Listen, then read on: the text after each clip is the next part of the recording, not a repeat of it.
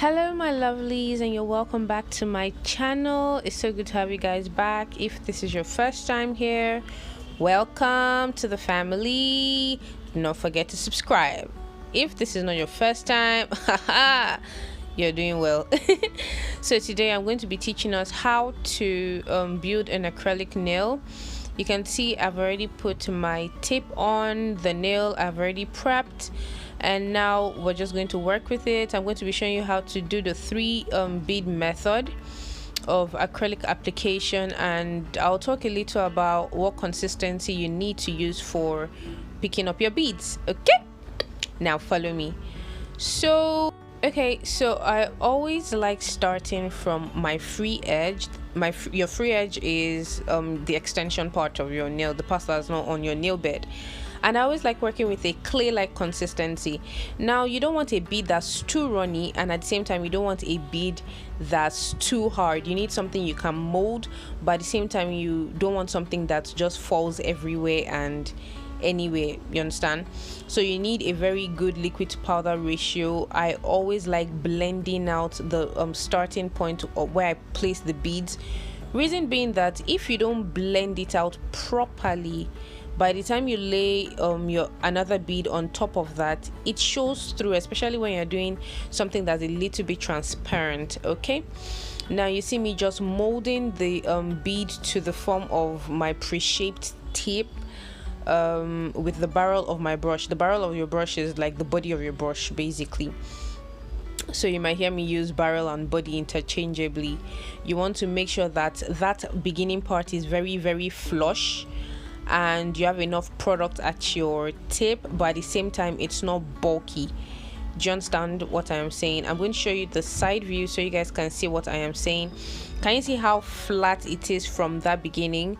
It's very blended to the nail, and then you have product at the tip.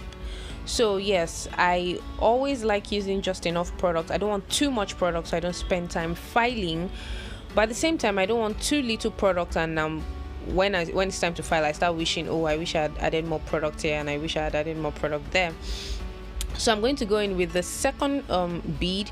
The second bead is going to serve as the bead for my apex and structure for the nail.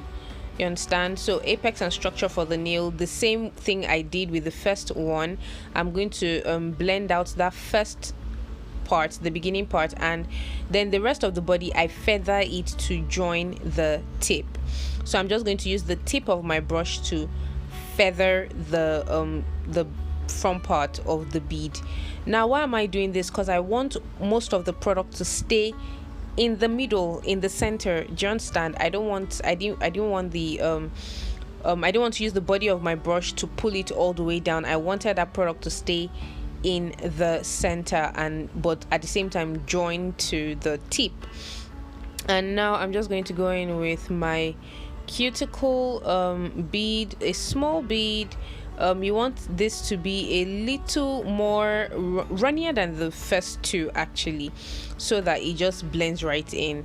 But at the same time, you see me tipping the fingernails down. This is intentional because I don't want the bead to the acrylic to run into the cuticle areas, so I always tip it down. The moment you tip it down, it makes more sense.